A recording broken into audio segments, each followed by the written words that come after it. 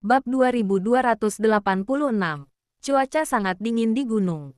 Namun, seekor beruang coklat tidur di samping Dewi untuk menghangatkannya. Hewan kecil lainnya mencarikan makanan untuknya, membuatnya bertahan hidup sampai sekarang. Setelah beberapa hari istirahat, tubuh Dewi sudah cukup pulih. Mungkin itu karena udara di gunung ini sangat bagus. Dulu dia muntah setiap hari di penjara, tapi hal itu tidak terjadi selama beberapa hari terakhir. Hujan di luar telah berhenti. Dewi hendak turun gunung. Tapi ketika dia akan keluar dari gua, mendadak terlihat ada seberkas cahaya di kejauhan. Dia mau tak mau tertegun. Gunung ini belum dikembangkan. Dan sepanjang tahun selalu turun hujan. Jika mau mendaki gunung akan berbahaya. Masyarakat biasa sama sekali tidak berani naik gunung. Lebih tidak mungkin mendaki di saat malam hari. Jadi orang-orang ini datang karena dia. Karena tidak yakin siapa yang datang. Ditambah lagi terakhir kali memanggil binatang buas saat di penjara bawah tanah. Sudah banyak teman binatang yang berkorban. Kali ini, Dewi tidak ingin lagi melibatkan mereka. Jadi, dia berencana pergi sendirian dari sini. Saat ini, di kaki gunung mendadak terdengar suara lolongan serigala yang tidak asing. Dewi seketika tercengang. Suara ini, apa yang dipikirkan Dewi pertama kali adalah Bibi Loren. Namun, setelah tersadar, baru mengingat Bibi Loren telah tiada. Jadi, seharusnya itu adalah Paman Yoshua. Dewi segera berlari ke arah cahaya. Namun, baru berlari beberapa langkah saja dia langsung terjatuh karena jalanan yang licin. Bajunya yang tipis disertai tubuhnya yang masih lemah. Saat ini seekor beruang coklat besar keluar dari gua dan berbaring di hadapannya. Terima kasih, beruang besar. Dewi bersandar di punggungnya dan menginstruksikan beruang itu untuk mencari Paman Yoshua. Dengan cepat, beruang coklat besar membawa Dewi pergi mencari Paman Yoshua. Sekeluarga bisa bertemu, membuat Dewi bersemangat. Dewi, Brandon segera menerjang kemari dan memeluk Dewi. Saking semangatnya, dia sampai berlinang air mata. Aku kira kamu sudah. Aku tak apa. Mata Dewi sampai memerah. Bagaimana kalian bisa mencari ke sini? Sudah berapa tahun?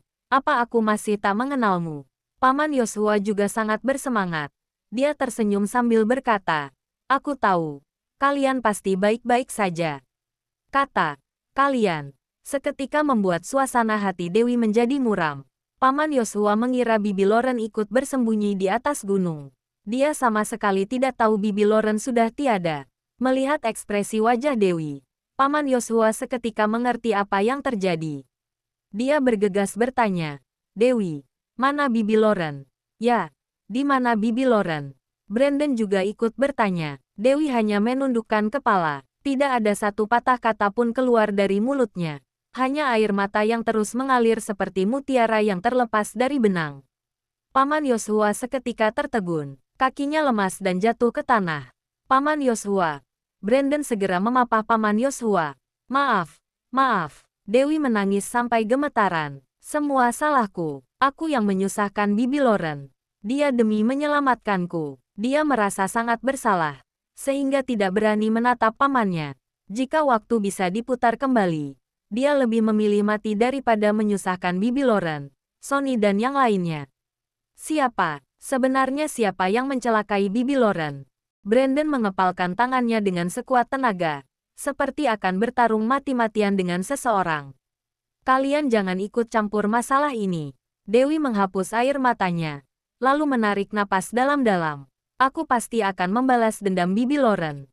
Kalian kembali ke Swedoland dulu. Jangan sampai terlibat. Kami sudah datang. Mana mungkin tak ikut campur. Suara Paman Yoshua terdengar muram dan serak. Aku dan Bibi Loren sudah berjanji akan hidup dan mati bersama. Sekarang dia sudah tiada. Aku akan membalaskan dendamnya. Paman Yoshua. Dewi menangis sambil meminta maaf. Maafkan aku. Anak bodoh. Ini bukan salahmu. Melainkan dalang di balik ini semua. Paman Yoshua berdiri dan menepuk bahu Dewi. Keinginan terbesar Bibi Loren adalah kamu bisa tetap hidup dengan baik.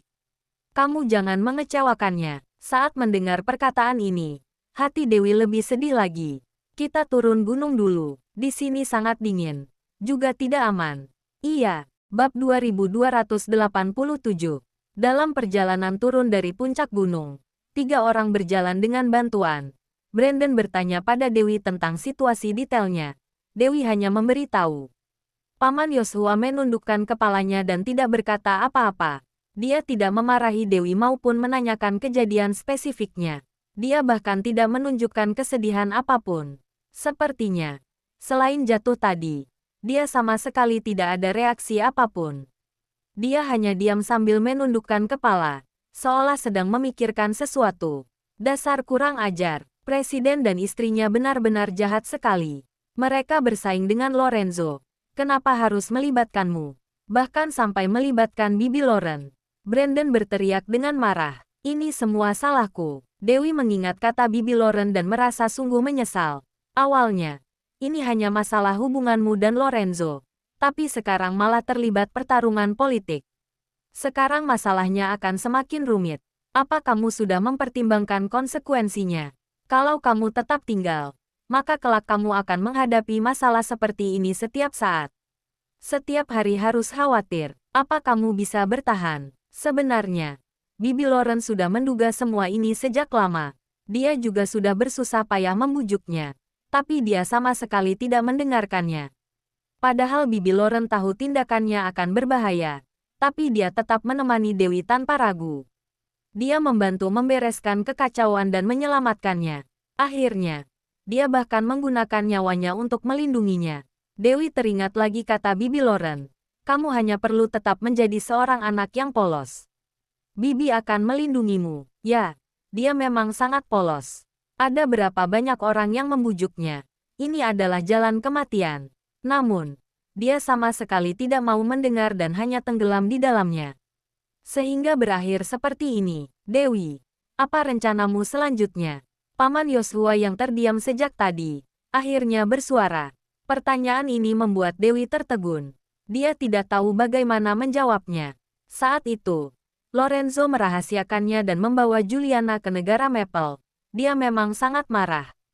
Namun, akhirnya setelah diperingati Bibi Lauren, dia akhirnya mengerti alasan Lorenzo berbuat seperti itu. Juga memilih percaya pada Lorenzo. Dari segi emosional, dia dan Lorenzo saling mencintai. Dia juga berharap bisa menikmati hari bersamanya. Lagi pula, sekarang dia sudah mengandung anaknya. Namun, jika dari segi rasional, dia sungguh tidak ingin kembali lagi.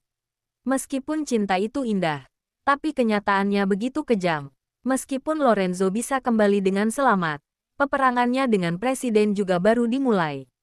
Kelak masih akan menjalani berbagai macam kesulitan. Tinggal di sisinya seperti bom waktu. Tidak tahu kapan akan meledak. Dewi tidak takut mati. Dia hanya takut menyakiti orang-orang di sekitarnya. Dia sudah kehilangan Bibi Lauren. Tidak ingin lagi kehilangan Paman Yosua, Brandon dan anak-anak di panti asuhan, serta anak di dalam kandungannya. Jadi, setelah aku membalas dendam Bibi Lauren, aku akan kembali ke Swedoland. Dewi segera mengambil keputusan. Oke, Brandon menganggukkan kepalanya berulang kali. Kamu memang seharusnya kembali ke Swedia lebih awal. Kelak, jangan kembali lagi ke tempat ini. Kamu sudah berpikir matang. Kalau kembali ke Swedoland, berarti harus melepaskan hubunganmu dengan Lorenzo. Tanya Paman Yosua dengan serius. Sudah mempertimbangkan kan? Dewi mengangguk. Aku sepertinya lebih cocok hidup bebas dan tanpa masalah. Tidak ingin lagi hidup dan terjerat di lingkungan yang penuh dengan intrik ini. Ya, Paman Yosua mengangguk puas. Bagus sekali kamu bisa berpikir begitu. Kamu masih muda dan ada jalan yang panjang menantimu. Meskipun Lorenzo baik, tinggal di sisinya memang sangat berbahaya. Tentu saja, Brandon mengiyakan dengan semangat. Tunggu kita balas dendam Bibi Lauren dan kembali ke Swedoland.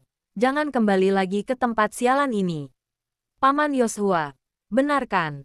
Ya, Paman Yosua menganggukkan kepala, mendongak ke arah depan. Bertahanlah sebentar. Mobilnya diparkir di pinggir jalan depan. Mereka mengendarai mobil kemari. Sebelumnya jalan di puncak gunung masih belum dibuka dan mobil tidak bisa naik ke atas. Jadi dia terpaksa membawa Brandon berjalan kaki ke atas gunung. Bab 2288. Mereka bertiga terus berjalan untuk beberapa saat sebelum akhirnya melihat mobil itu. Brandon memapah Dewi masuk ke dalam mobil. Sementara Paman Yoshua mengemudikan mobil menuruni gunung.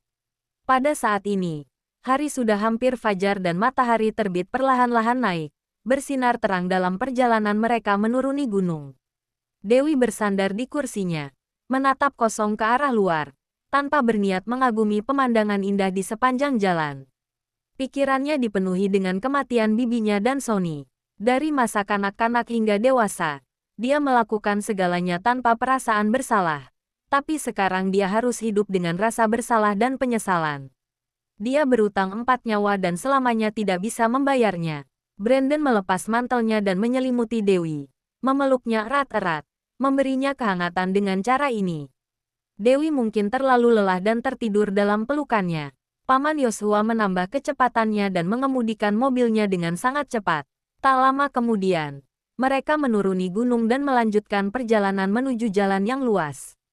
Paman Yoshua, kita mau kemana? Brandon merasa ada yang tidak beres.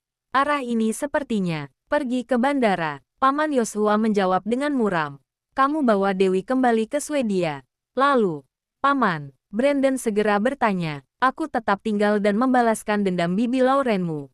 Jawab Paman Yoshua dengan tenang. Hah, Brandon langsung panik. Mana bisa Paman melakukannya sendiri? Aku. Suaranya yang kehilangan kontrol itu membangunkan Dewi. Dewi membuka matanya dengan linglung. Saat dia akan berbicara, Paman Yoshua tiba-tiba memukul tengkuknya dengan punggung tangannya dan dia jatuh dengan lembut ke pelukan Brandon. Apa yang Paman lakukan? Brandon tercengang. Kenapa membuat Dewi pingsan? Kalau tidak pingsan, mana mungkin dia menurut dan naik pesawat? Paman Yoshua mengambil kantong hitam dan melemparkannya padanya. Bantu dia ganti. Oh, Brandon langsung tersadar dan segera melakukannya. Meskipun dia orang yang sederhana, setidaknya dia tahu saat seperti ini memang seharusnya membawa Dewi pergi. Paman Yoshua mengemudikan mobil dengan sangat cepat dan segera tiba di bandara. Brandon juga membantu mengganti pakaian Dewi, menyamar sebagai pasien, menempatkannya di kursi roda dan mendorongnya untuk menjalani prosedur. Paman Yoshua telah menyiapkan tiket penerbangan untuk mereka dan dia menyaksikan Brandon berhasil menyelesaikan prosedur dan mendorong Dewi melalui pos pemeriksaan. Awalnya, Dewi tidak sadarkan diri dan orang dari pos pemeriksaan ingin memeriksa. Tapi Paman Yoshua telah mengatur agar staf membiarkan Brandon dan Dewi pergi dengan lancar. Brandon mendorong Dewi melewati pos pemeriksaan, berjalan ke depan sambil menoleh ke arah Paman Yoshua. Paman Yoshua melambaikan tangan pada mereka dan kemudian berbalik pergi. Lalu, tatapannya menjadi tegas dan dingin. Saat masuk ke dalam mobil, dia menelepon dan bertanya, "Apa sudah selidiki?" "Sudah, jam 9 malam ini, Presiden akan mengadakan konferensi pers di Pusat Konferensi Internasional."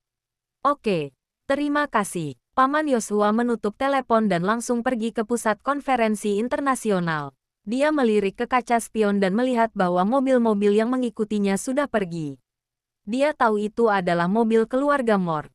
Untung Lorenzo masih punya hati nurani dan tidak menghalangi Dewi pergi. Dia mungkin juga tahu, sekarang meninggalkan negara Emron adalah pilihan terbaik bagi Dewi. "Tuan, Brandon telah berhasil melewati pos pemeriksaan dengan Nona Dewi. Orang-orang kita melindungi mereka diam-diam." Jeff menelepon Lorenzo dan melaporkan situasinya. "Ya, ikuti sampai ke Swedoland," perintah Lorenzo. "Mengerti. Sudah diatur," kata Jeff. Selain itu, Paman Yoshua pergi ke Pusat Konferensi Internasional. Seharusnya dia ingin membunuh Presiden. "Ini," Jasper segera berkata. "Saat ini, Presiden sengaja membuat begitu banyak masalah hanya demi memaksa kita keluar. Kalau dia bertindak impulsif maka pengorbanannya hanya akan sia-sia." "Hentikan dia," perintah Lorenzo. "Baik." Jeff segera pergi melakukannya. Bibi Lauren sudah tiada. Nona Dewi harusnya sangat sedih. Kalau sampai Paman Yoshua juga ikut bermasalah, akan gawat sekali. Jasper terlihat khawatir. Kudengar dari organisasi Dark Knight, Paman Yoshua sangat terampil dan kemampuan investigasinya juga sangat hebat. Tidak tahu apa Jeff bisa menghentikannya. Bab 2289. Ketika Dewi terbangun, dia sudah berada di dalam pesawat.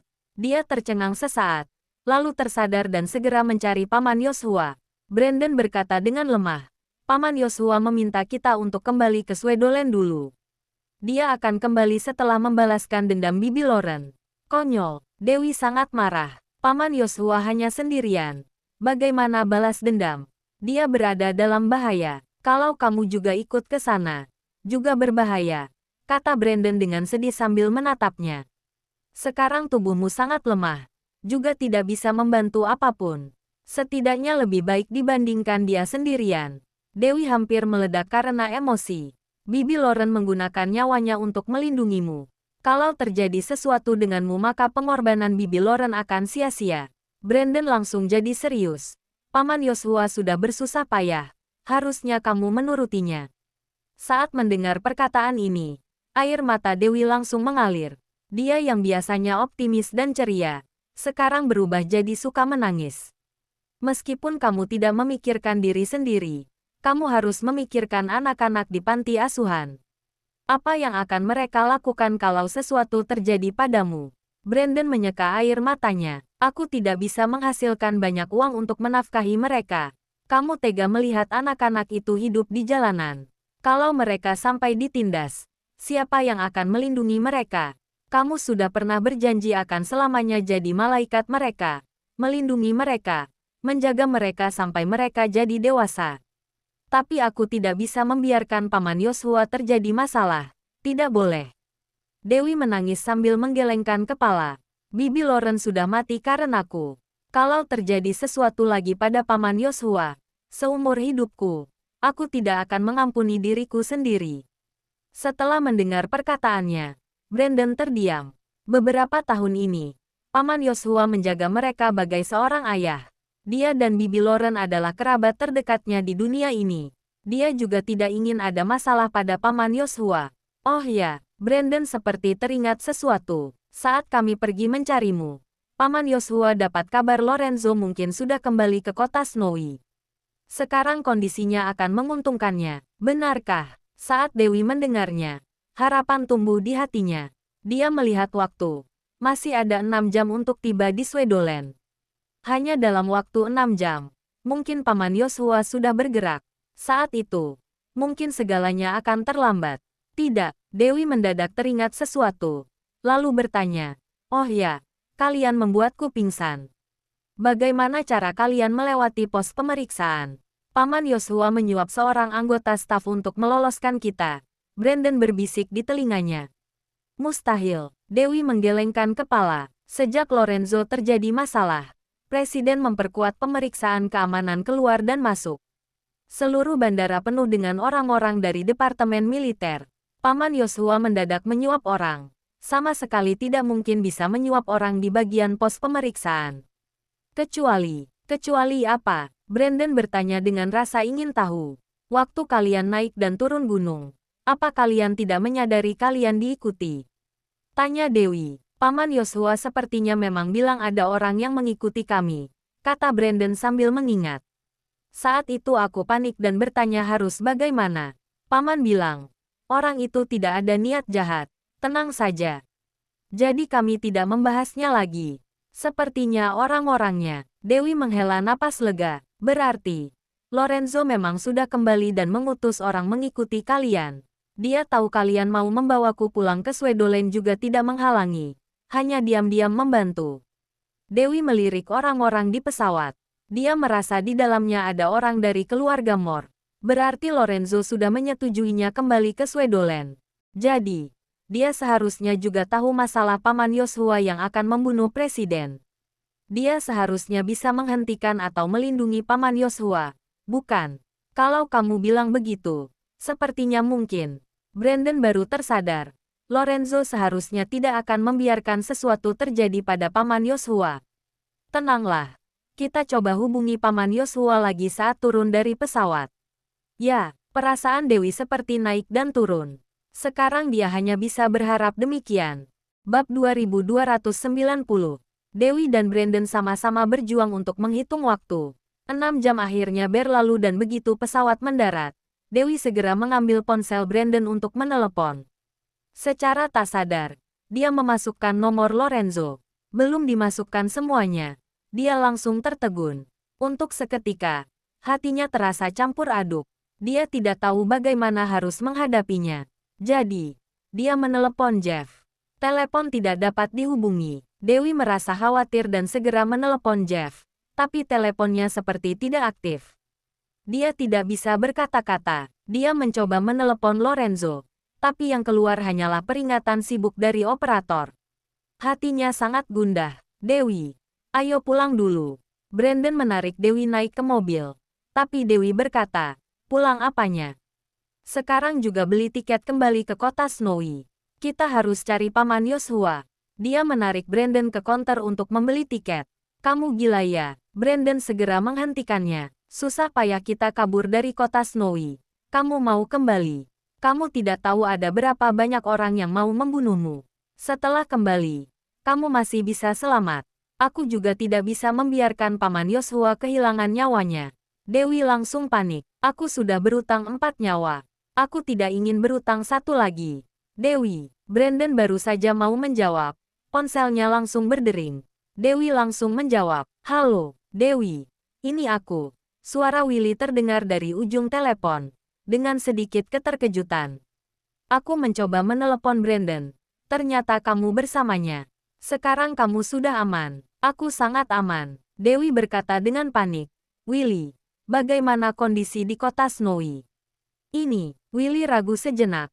Tapi masih memberitahunya. 1 jam lalu, Presiden tertembak di konferensi pers. Orangnya sudah ditangkap, yaitu Paman Yoshua. Apa? Mata Dewi membelalak. Dia sangat berharap Lorenzo akan menghentikan Paman Yoshua. Tidak disangka, semuanya masih terjadi. Apa Presiden sudah mati? Brandon segera bertanya. Kantor Presiden mengumumkan dia terluka parah dan sedang sekarat. Sekarang sedang menjalani pertolongan pertama. Tapi kulihat video berita dengan teliti. Seharusnya tembakan itu meleset dan tidak fatal. Willy berkata dengan serius. Kulihat. Presiden sepertinya akan menggunakan hal ini untuk menarik simpati rakyat. Awalnya akhir-akhir ini opini publik tidak menguntungkan Presiden. Kulihat El akan segera membalikkan keadaan. Hari ini Paman Yoshua mengacaukannya. Takutnya masalah akan berubah. Bagaimana dengan Paman Yoshua? Apa Paman Yoshua dalam bahaya? Dewi sama sekali tidak ingin mendengar pertarungan kekuasaan. Dia hanya ingin tahu kondisi Paman Yoshua. Sekarang setidaknya tidak berbahaya, kata Willy. Pihak Presiden pasti akan langsung menyelidiki identitas Paman Yoshua. Kalau sampai tahu dia adalah kerabatmu, dia pasti akan menggunakan nyawa Paman Yoshua sebagai sandera. Setelah berkata sampai di sini, Willy hanya menghela napas. Ku dengar El sudah mengutus orang untuk menghentikannya dari awal. Sayangnya, keterampilan mengemudi Paman Yoshua hebat sekali dan berhasil terhindar dari kejaran Jeff. Setelah menyamar, dia ke pusat konferensi internasional. Jeff terlambat. Paman Yoshua kali ini terlalu gegabah. El susah payah membalikkan keadaan dan berada di posisi atas. Sekarang semuanya jadi kacau. Bibi Lauren sudah tiada. Kalau dia juga, apa tidak gegabah? Dewi merasa marah. Maaf, Dewi, aku tak bermaksud begitu. Willy segera minta maaf. Aku hanya merasa, El kali ini pasti akan sangat marah. Ditambah lagi rencananya dirusak. Setelah ini pasti akan lebih sulit melawan Presiden. Saat Willy berbicara, ada panggilan lain yang masuk dari ponselnya, yaitu Jasper. Dewi segera berkata kepada Willy. Willy, Jasper menelepon. Aku akan tutup teleponnya dulu. Oke, Dewi menjawab telepon Jasper dan segera bertanya. Jasper, bagaimana kabar Paman Yoshua? Nona Dewi, Paman Yoshua menembak Presiden dan ditangkap. Sekarang Tuan sedang mencari solusi. Bab 2291. Jasper menghindari berita buruk dan berkata, Nona Dewi, Anda tidak perlu khawatir. Kami pasti akan menyelamatkan Paman Yoshua. Anda jaga diri baik-baik. Mana Lorenzo? Minta dia angkat teleponnya. Dewi sangat cemas. Sudah begitu lama terkurung di penjara bawah tanah. Dia sangat mengerti siksaan tidak manusiawi seperti apa yang akan dirasakan di sana. Saat itu, Nyonya Presiden tidak berani menyentuhnya. Belum tentu hal ini berlaku pada Paman Yoshua. Tuan sedang bicara dengan Presiden. Jasper menggunakan tangannya menekan gagang telepon. Lalu dengan pelan berkata, lukanya sangat parah dan tubuhnya sangat lemah. Setelah selesai menelepon, Tuan akan menelepon Nona. Perkataan ini membuat Dewi tidak tega bertanya lagi. Dia hanya bisa berkata, "Baiklah, aku tunggu teleponnya."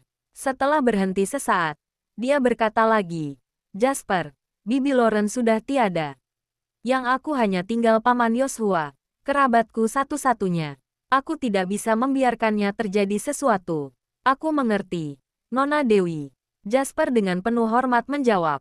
Setelah menutup telepon, Jasper melihat ke dalam ruang kerja dari celah pintu. Lorenzo memaksa menggunakan tubuhnya yang lemah untuk menjawab telepon. Dia hanya menghela napas. Apa yang dibilang Willy benar. Awalnya, situasi ini menguntungkan mereka. Lorenzo bisa membalikkan keadaan sepenuhnya. Namun, karena Paman Yoshua jatuh ke tangan presiden, tidak hanya bisa menarik simpati, juga memberikannya kartu AS. Jeff sendiri tertembak karena menyelamatkan Paman Yoshua. Sekarang sedang terbaring di rumah sakit. Situasi saat ini sangat tidak menguntungkan bagi mereka. Pengawal buru-buru kemari dan berkata pada Jasper dengan pelan, "Luka Tuan berdarah lagi." Jasper buru-buru kembali ke ruang kerja. Bukankah membosankan berbicara begitu banyak omong kosong? Lorenzo bersandar di kursi sambil menjawab telepon.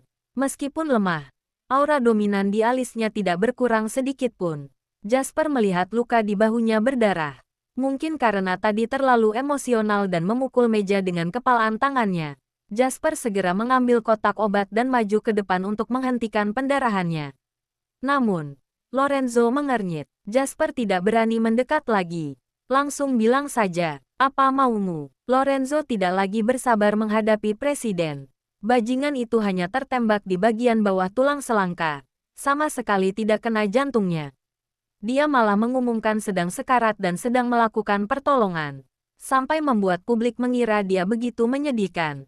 Istri dan putrinya diculik. Dia sendiri tertembak. Jadi, dia sengaja memanfaatkan ini memicu opini publik.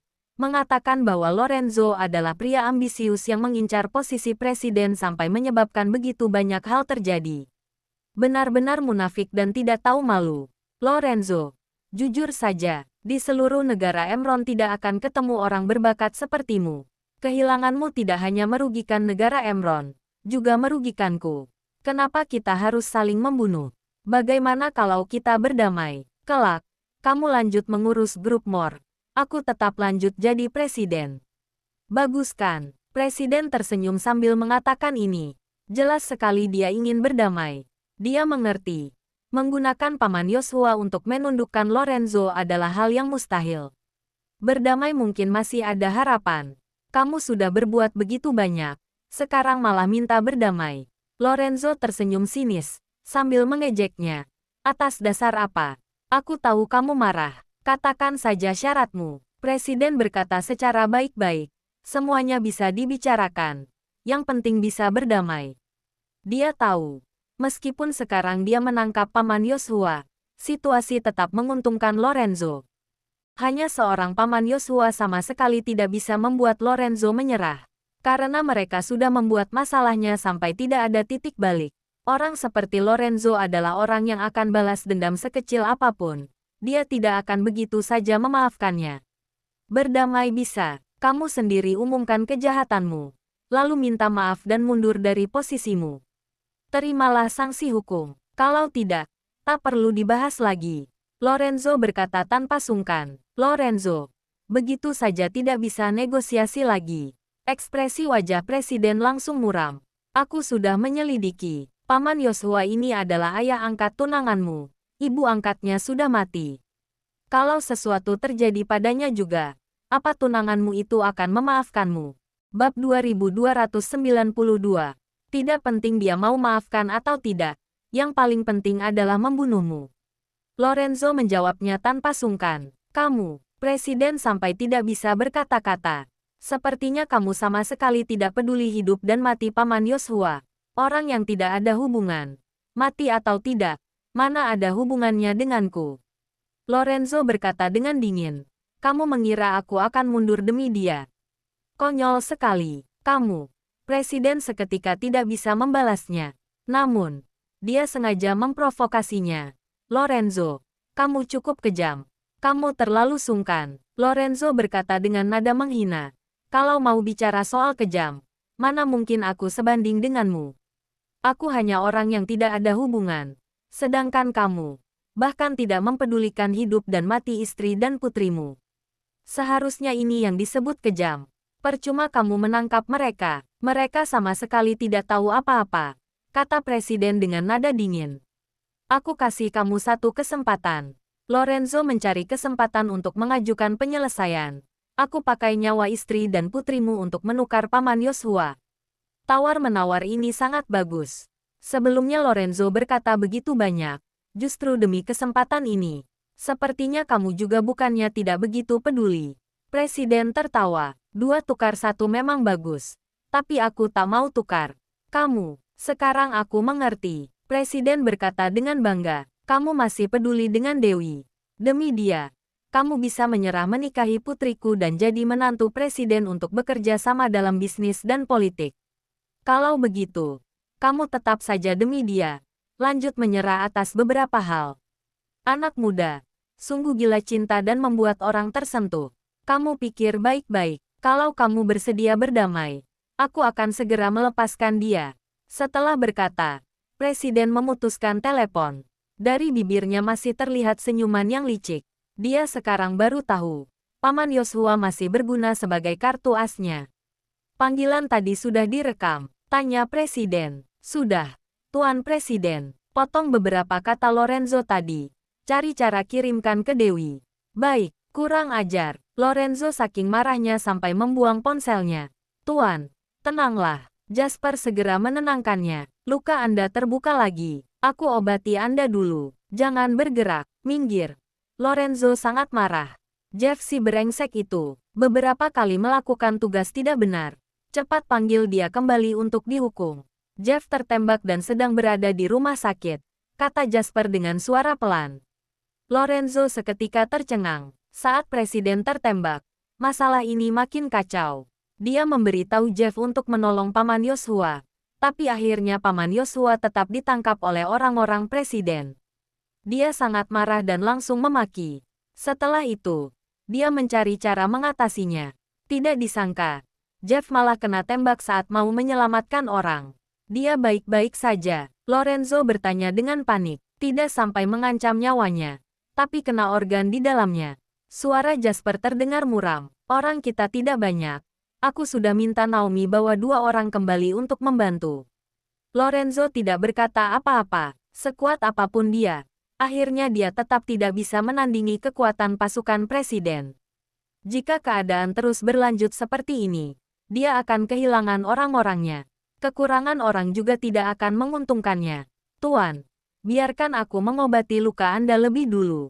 Jasper dengan hati-hati merawat luka Lorenzo dan menenangkannya. Sekarang Presiden sedang memainkan taktik psikologis dengan Anda. Meskipun dia tidak peduli nyawa istri dan putrinya, dia juga harus memikirkan apakah istrinya akan mengungkapkan rahasianya atau tidak. Jadi, tadi Anda pura-pura tidak memedulikan Paman Yoshua adalah tindakan yang benar. Dia akhirnya akan tidak tahan dan segera menggunakan Paman Yoshua untuk menukar istri dan putrinya. Ya, Lorenzo mengiyakan. Saat ini, lihat siapa yang lebih kejam. Sebenarnya, Jasper berkata sambil berpikir, aku merasa, Paman Yoshua seperti ingin sengaja ditangkap.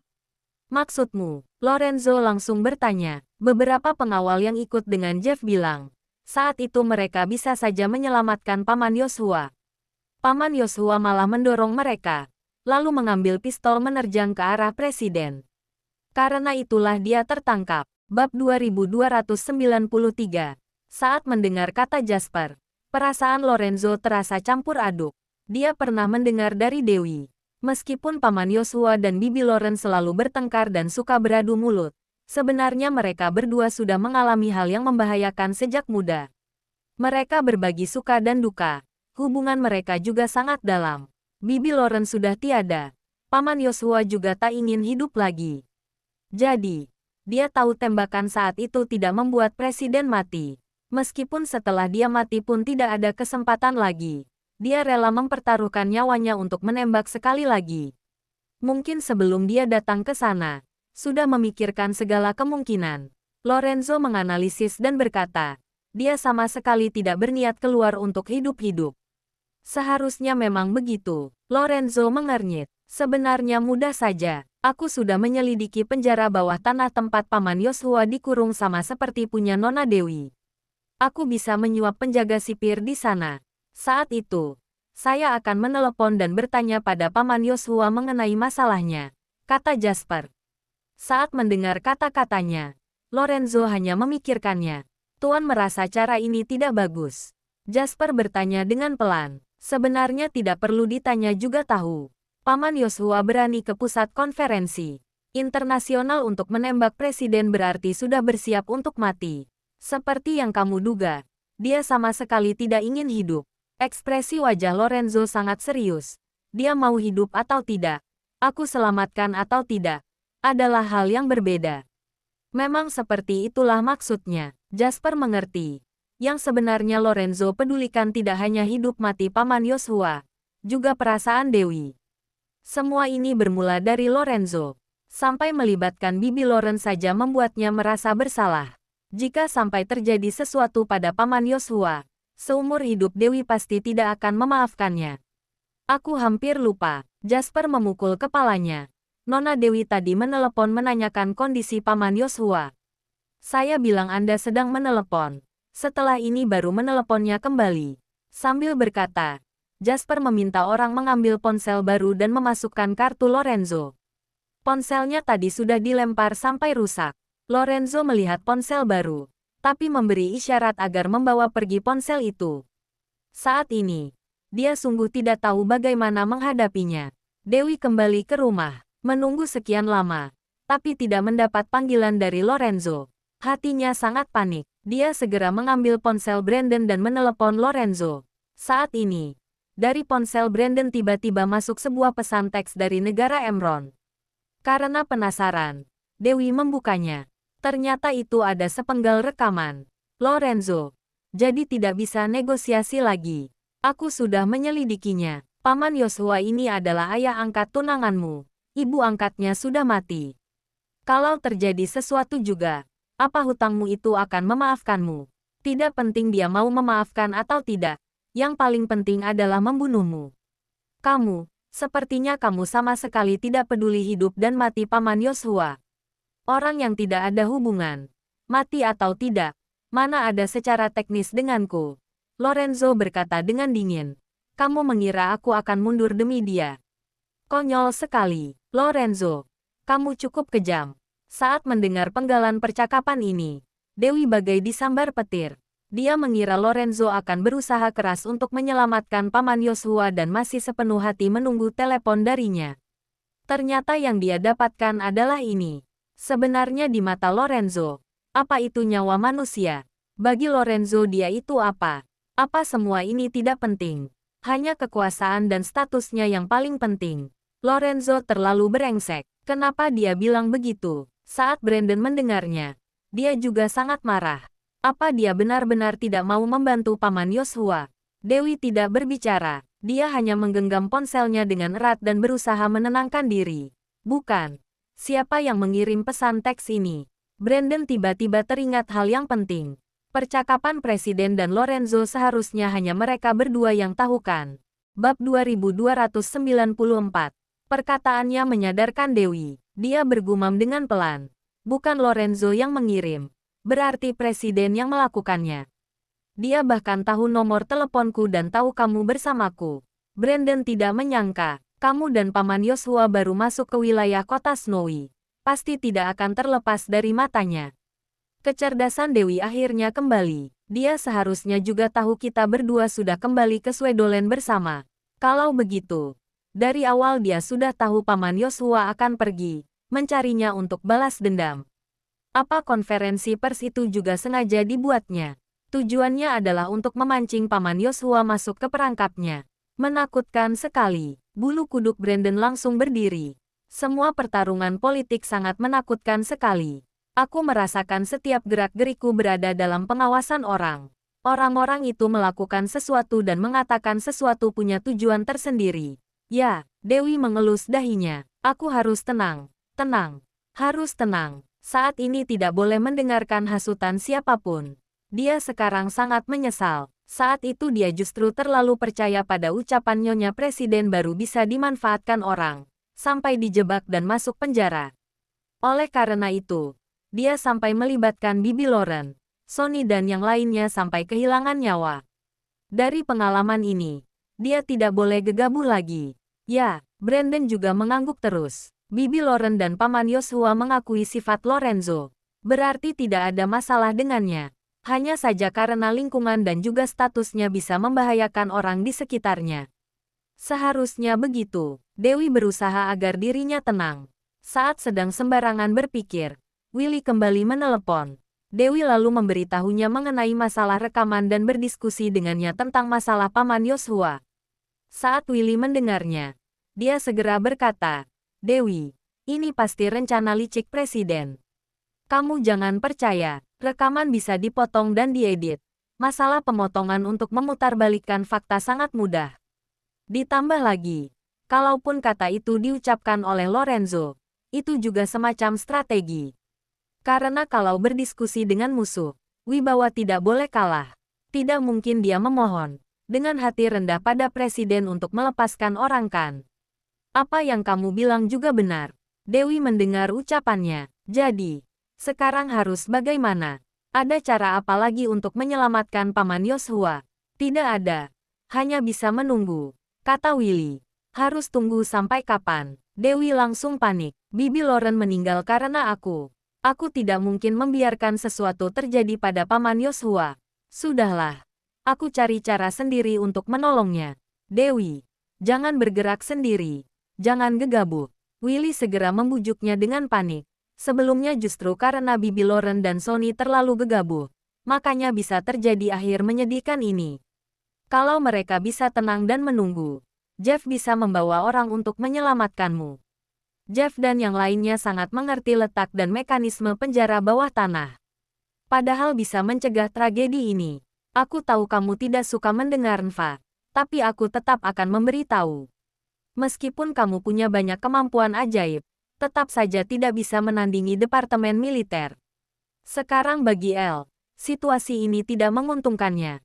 Sekarang yang di posisi atas adalah Presiden. Kalau di pertempuran ini Presiden menang dan El kalah, jangankan Paman Yoshua, bahkan kamu, Brandon dan juga anak-anak panti asuhan akan ikut bermasalah.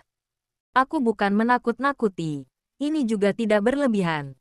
Kamu harus mengerti, kalau terjadi sesuatu pada El, Presiden akan menghabisi orang yang berhubungan dengannya. Satu pun tidak akan dia lepaskan. Termasuk Bibi Nora dan pelayan lainnya juga tidak akan dia lepaskan. Saat itu, akan ada pertumpahan darah di keluarga Mor. Kamu, kerabat, serta temanmu juga tidak akan luput. Saat mendengar perkataan ini, Dewi langsung tercengang. Dia pernah berpikir, jika Lorenzo gagal, bisa ada akhir seperti apa. Namun, dia tidak menyangka bisa begitu serius dan kejam. Sekarang, setelah diperingatkan oleh Willy, dia baru mengerti. Dia berpikir masalah terlalu sederhana. Di permukaan terlihat seperti sedang bertarung melalui opini publik dan kekuasaan. Sebenarnya ini adalah sebuah medan perang. Bab 2295. Willy mengatakan ini dengan serius. Perang itu kejam. Pihak yang kalah tidak hanya satu orang, tapi juga semua nyawa orang di sekitarnya. Kalau tidak, kamu kira untuk apa Semi-Mor mau berdamai denganmu di saat kritis? Karena dia mengerti alasan ini. Aku tahu kematian Bibi Lauren memberikan pukulan keras padamu, tapi kamu harus mengerti. Di situasi seperti ini, hidup dan mati seseorang tidak begitu penting. Kalau tidak, orang yang mati akan lebih banyak. Maksudmu? Dewi akhirnya mengerti. Meskipun Lorenzo mengorbankan Paman Yoshua demi kepentingan umum, semua ini hal yang sepatutnya. Maaf, aku tahu kamu pasti marah kalau ku bilang seperti ini, tapi ini adalah fakta. Willy berkata dengan pelan. Di saat seperti ini, kamu jangan berbuat apapun lagi. Pulihkan diri di Swedoland. Tunggu kabar dengan tenang. Aku tahu. Dewi tidak tahu harus berkata apa dan hanya bisa menundukkan kepala dengan frustrasi. Dewi, kali ini dengarkan aku. Jangan gegabah. Kalau tidak, pasti akan mencelakai kita semua. Willy sekali lagi mengingatkannya. Aku tidak mengganggumu lagi. Selamat malam. Dewi menggenggam ponsel. Hatinya sangat bingung. Dewi. Apa yang Pangeran Willy bilang sepertinya masuk akal. Brandon membujuknya dengan pelan. Kamu jangan berpikir banyak lagi. Pulihkan diri dulu. Ya, Dewi tidak mengatakan apapun lagi. Hanya mengambil ponsel dan kembali ke kamar. Saat melewati kamar Bibi Lauren dan Paman Yoshua, mengingat sekeluarga yang bahagia dan hangat, hatinya sangat sedih. Jika dia tidak bertemu dengan Lorenzo, jika tidak bersamanya, mungkin ini semua seharusnya tidak akan terjadi. Bibi Lauren dan Paman Yoshua sama sekali tidak akan terjadi masalah. Lorenzo bersin sampai 2 kali. Dia mengelus hidungnya dan curiga mungkin Dewi yang sedang memakinya. Setelah dipikir lagi, dia bersedia dimarahi jika memarahinya bisa melampiaskan amarahnya. Dia bersandar di sofa, melihat hujan yang turun sambil merindukan Dewi. Tidak tahu peperangan ini kapan akan berakhir. Lorenzo sangat merindukannya, ingin bertemu dengannya lebih awal. Waktu berlalu dengan lambat diikuti perasaan rindu terhadap sesama. Dalam sekejap mata, 7 hari berlalu. Tubuh Dewi sudah pulih. Setiap hari, dia melihat ponsel dan menunggu telepon dari Lorenzo. Namun, dia sama sekali tidak menghubungi Dewi. Willy malah setiap hari meneleponnya untuk menghiburnya. Dia juga menceritakan situasi saat ini. Sekarang Lorenzo dan Presiden saling tak mengalah. Lihat akhirnya siapa yang tidak bisa bertahan. Mengenai berita buruk Istana Presiden masih tetap disebarkan. Tapi beberapa hari ini, masalah penembakan Presiden membuat opini publik ada sedikit terhenti. Ada sebagian orang yang mencari informasi kegiatan amal Presiden sebelumnya dan menyebarkannya di internet. Menyebarkan citranya sebagai orang baik. Ditambah, foto dirinya yang kena tembakan dan sedang diselamatkan, mengundang banyak simpati. Bagaimanapun, tembakan Paman Yoshua ini memang memberi peluang untuk membalikkan keadaan. Selain itu, staf bawahan Presiden juga hebat. Sebelumnya Nyonya Presiden mengakui kejahatannya di depan umum. Ditambah lagi Dewi sebagai dokter keturunan Nusantara juga mendapat dukungan yang besar. Kejahatan Nyonya Presiden sudah dipastikan dan tidak bisa diganggu-gugat lagi. Jadi, sekarang para petugas staf itu membeli tentara siber untuk memancing opini publik di internet. Bilangnya apa yang dilakukan Nyonya Presiden adalah perbuatannya sendiri. Sama sekali tidak ada hubungannya dengan Presiden. Mereka bahkan melemparkan kejahatan menyuap dan kejahatan lainnya ke Nyonya Presiden. Intinya mereka membersihkan nama Presiden. Semua kejahatan dilakukan oleh istrinya sama sekali tidak ada hubungannya dengannya. Presiden juga ada mengirim video. Dia yang sedang berlinang air mata. Dia berkata beberapa tahun ini hanya sibuk bekerja dan berusaha menjadi presiden yang baik. Tidak punya waktu menemani istrinya dan putrinya. Sehingga membuat istrinya mengambil jalan yang salah dan berbuat begitu banyak kesalahan. Kondisi mental putrinya juga bermasalah. Dia berkata dengan penuh penyesalan. Di saat yang sama, dia juga memberitahu semua orang. Dia melakukannya demi menjadi seorang presiden yang mengabdikan diri demi negara dan rakyatnya. Demi pekerjaannya, dia mengorbankan keluarganya. Jangan lupa, like, komen, dan subscribe. Ya, terima kasih untuk semuanya yang sudah subscribe, like, dan komennya. Tunggu terus kelanjutannya. Ya.